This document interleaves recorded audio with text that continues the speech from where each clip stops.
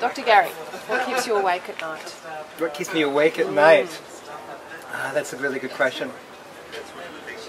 I think you're asking me what keeps me from sleeping? It could be, yes. I am so full of creative sparks and inspiration. I'm always finding projects. At nighttime, I'm on email, I'm watching movies, I'm creating proposals for seminars, I'm adding rhyming affirmations to my student training manual. I'm fully engaged in as many dimensions as possible, connecting with people and projects and plans and places. Yes. If your life journey or career journey was captured in a book, what would the title of that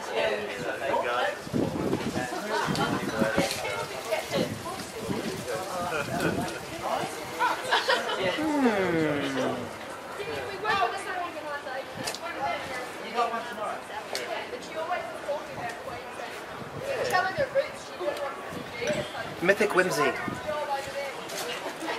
also known as a whimsical, mythical voyage that continues to reinvent itself. My life is a very magical journey, and I'm dedicated to transforming people's lives every day. That's what really keeps me awake during the day as well as at night time. And so when left alone, I'm finding ways to whimsically, through rhyme, song, gesture, breath, visualization, find ways to cut through the old stories in the body-mind to wake up that connection to the muse inside. And that is my absolute innermost greatest calling and joy. So in a word, Mythic Whimsy is what comes to mind for a book. Yeah. What would the current chapter be called? The current chapter would be called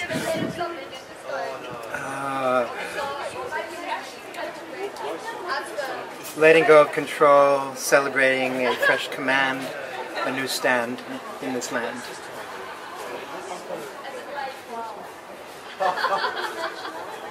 If you could choose an invisible superpower to have, to use in your work, what would you choose? An invisible superpower to use in my work. Yeah.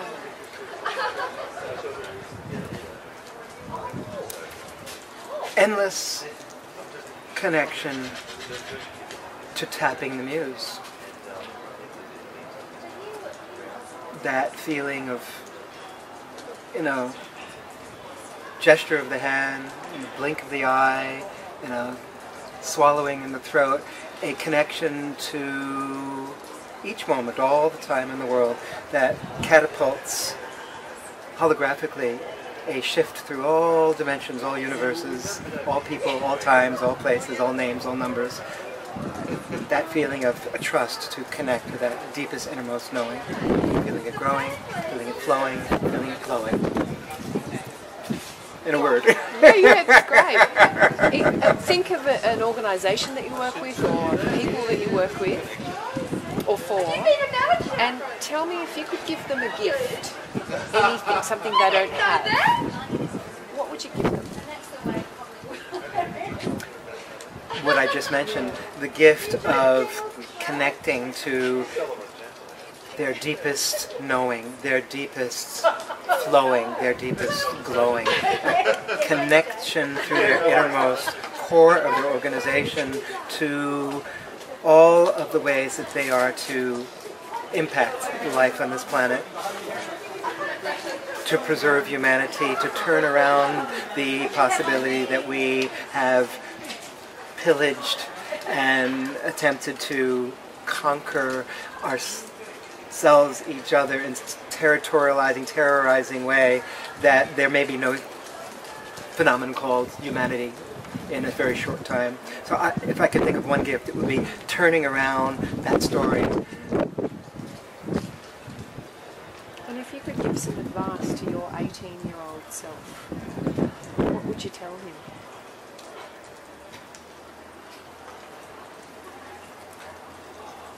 The path that you took from age 18 has put you on a course of charting the unknown until this age of 58, nearly 40 years later. That has allowed you to take other people through their own unknown with a sense of guidance, with a sense of trusting the underlying spirit that has moved you forward in your life up to now. You don't have to be concerned. You're doing the right thing. Trust.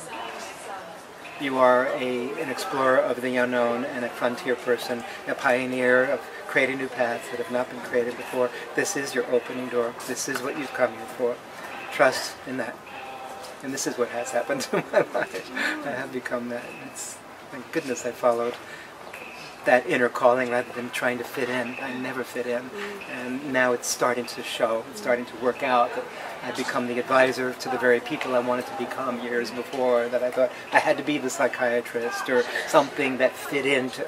I don't fit in, and then no one fits in. So it's allowing that individuality to come forward. And thank God you trusted that at age 18. Yeah, that's beautiful. It's become easier.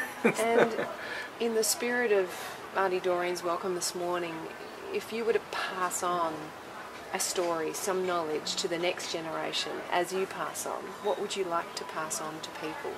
As a specific story? Yeah, or I guess the idea of passing on something as a legacy to the next generation, what would you like to pass on?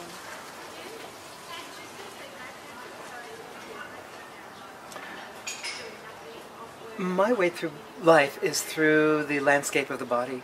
My whole approach to getting through moments is to constantly return to a state of innocence and forgiveness by clearing the physical tensions, the emotional stored energy, and underneath that out comes the buried creativity from inside the landscape. I would pass on this understanding of the pathways that I've charted that all people can tap into from this time on. That sense of the physical, emotional, and creative layers of consciousness that we are often buried with our own landscape. I would pass on a chip that we all could tap and have that access, as I've dedicated my life to that. I do pass that on, and I am passing that on right now. It belongs to everyone. It doesn't belong to me. Yeah, that's terrific.